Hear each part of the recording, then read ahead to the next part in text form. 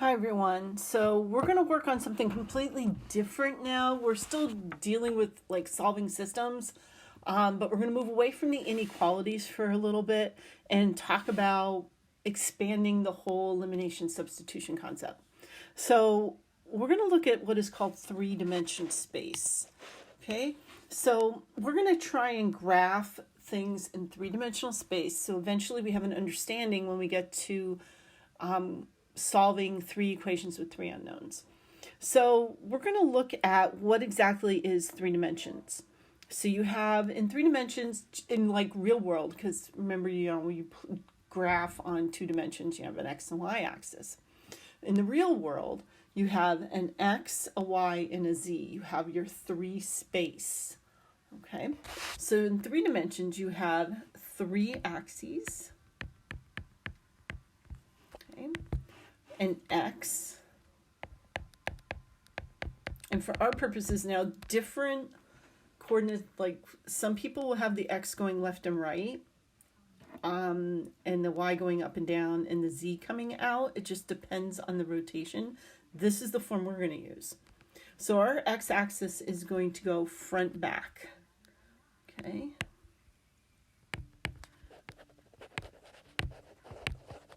Where the front is going to be a positive and the back is going to be negative. Okay. Then you have your y coordinate, your y-axis, and that's going to go left, right.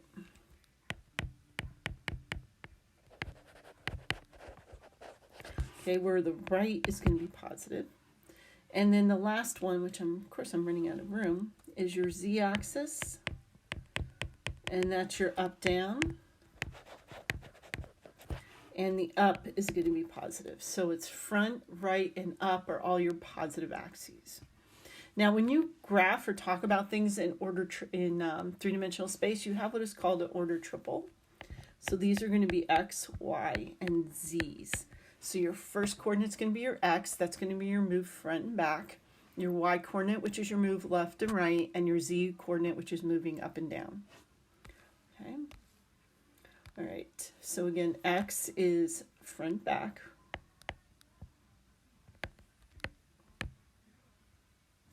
Your y is left, right. And your z is up, down. Now, the hardest thing I personally think about dealing with this is the idea of front, back. Okay, and I think when we're graphing, we're really good at, we can do front and we can do front, back, and left, right, but it's the up, down that gives us a hard time. Okay, so let's take a look at an example, and I'm gonna shortcut this a little bit. Okay, so this is x, this is y, and that's your z, and this is your positive x, this is your positive y, and this is your positive z. Okay, so we're going to go 2 units out. Notice the little hash marks. So I'm just going to do a little line. Okay, this is where I'm stopping. Put a little arrow there. And then I'm going to go 3 units this way. Now, if you struggle, like I'm just going to count the blocks. 1, 2, 3. Okay, and that's where I'm going to end up. All right, if you struggle, you can use the hash marks. Now, here's what I'm going to do for the z, because the z is the hardest part, because we're going to have to go up 4. And is that 4 blocks this way? And then you can't really tell. Is it 4 here? I'm not really sure. So here's what we're going to do. We're going to use one of the features of notability. I'm going to go on my z axis and I'm going to go up 4 blocks. 1, 2, 3, 4. Okay. Let me get that nice and straight. There we are. Okay, now I'm going to use my feature. I'm going to move that. Oops. I'm going to pick it up and move it, and I'm going to move it 2 out and 3 right. And at the end of that point, end of that line, is our point. Now, if you want to erase all of it, that's fine. But I find this to be helpful because it's going to give us our direction. So we went 2 out, 3 right, and 4 up. Let's try another one. Okay. All right. So we're going to go 1 back. I'm going to go 4 right.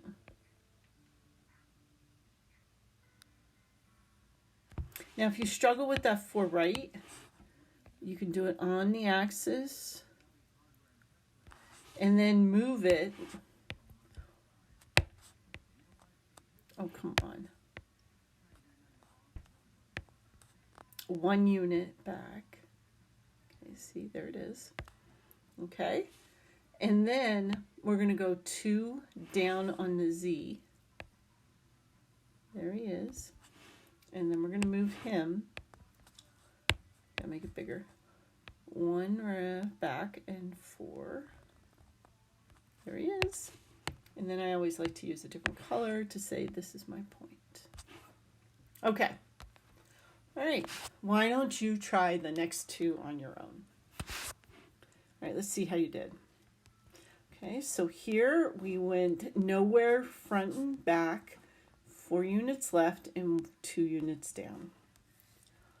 Over here we went 3 units out, 5 units left, 2 units up. Okay. All right, so now that we have an idea of how to graph a point, let's talk about equations. Equations in 2-dimensional space, like x and y, and we got y equals mx plus b. We plotted the y-intercept, we went up, we used slope, and it was a line. The problem is in 3-dimensional space, you have an x, a y, and a z. What does that look like? Well, if you remember from geometry, x, y, z, or 3 points form a plane. And that's what happens in 3-dimensional space. The equations form planes. So if you think of it as a piece of paper slicing through, or a knife cutting through an orange. I mean, there's like different ways. And we're going to look, I have an app in our Schoology on graphing equations in 3-dimensional space. And we're going to look at that. But to be able to do it by hand, what we're going to do is we're going to solve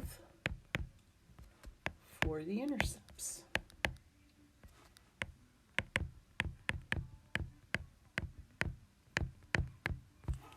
Each axis. What is with my iPad today?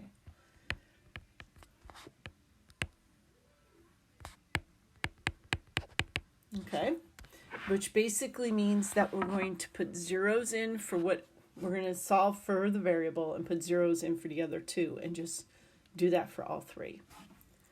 Okay, we're going to plot the 3 intercepts.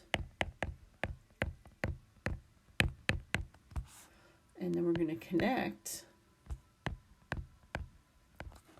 the 3 intercepts to form a plane.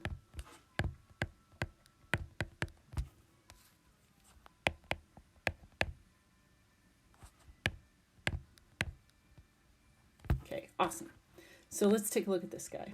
All right, so we have 6x plus 6y minus 12z equals 36. So we're going to find the x-intercept, which means I'm going to put 0 in for y and 0 in for z to get x by itself.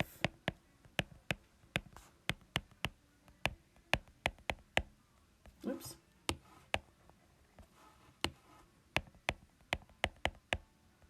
Or 6x equals 36, x is equal to 6.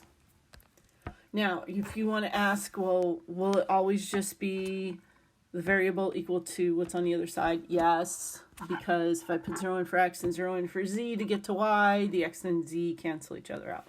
So we can shortcut this a little bit. Let's make our lives easier.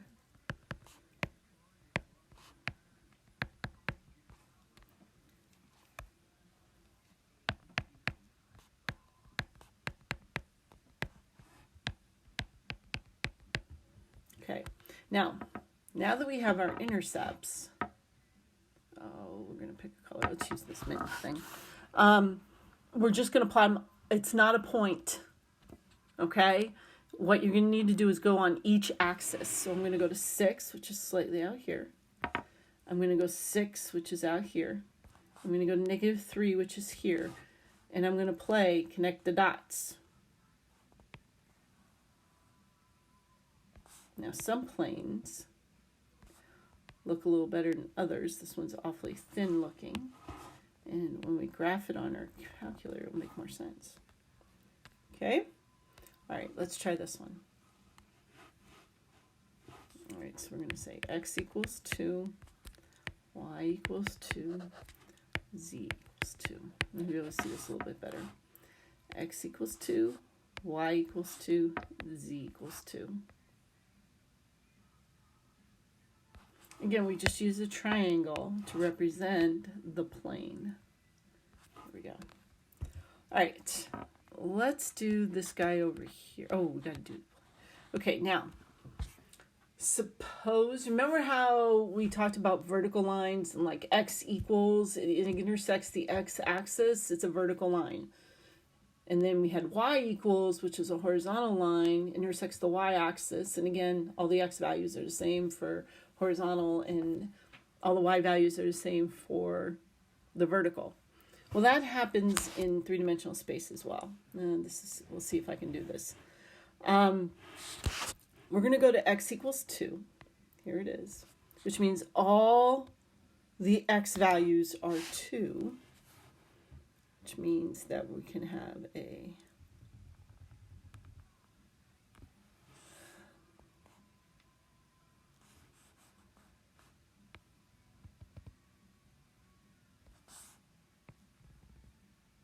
I don't know how that's going to look, but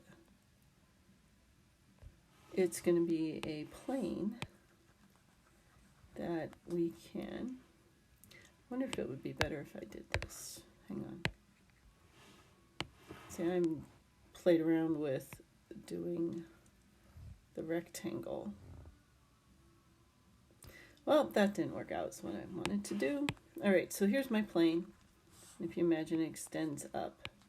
Okay, it slices through the x-axis at 2. And y equals negative 3 is the same idea. Here's negative 3. So we're going to have a plane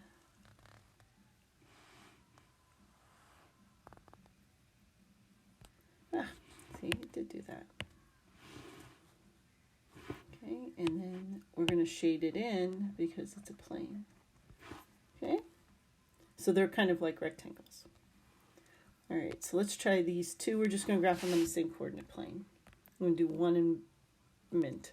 All right, so we have negative 2x equals 7. So x is negative 3.5. We're going to do negative 3y is equal to 7.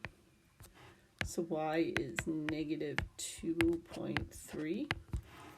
And then z is equal to 7. 5z equals 7, so therefore z is equal to 1.4. Okay, so we're going to try and graph all three of those on the axis. So we're going to go x is negative 3.5. 1, 2, 3.5. Y is negative 2 and 1, 2 and third. Best shot there. And z is like 1.4. We'll go here.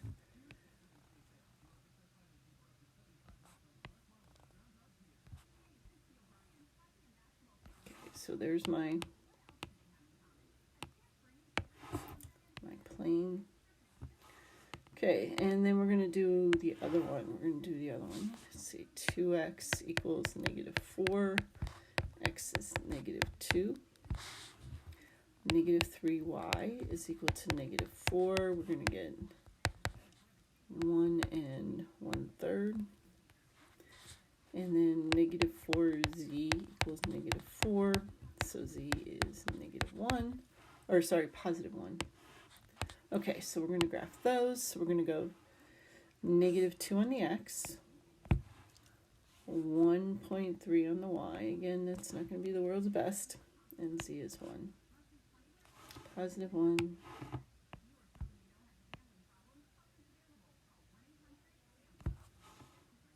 And there is our plane. All right, on the other one, I don't know why I have 60 there. It wasn't working, so we don't need to graph that. Okay, we're going to play around with this. It's really like you get to make some funky things. We're going to talk about three-dimensional space, and talk about some of the reasons why we care. All right, so please stay safe out there, guys. Let me know if you have any questions, and I'll talk to you again real soon.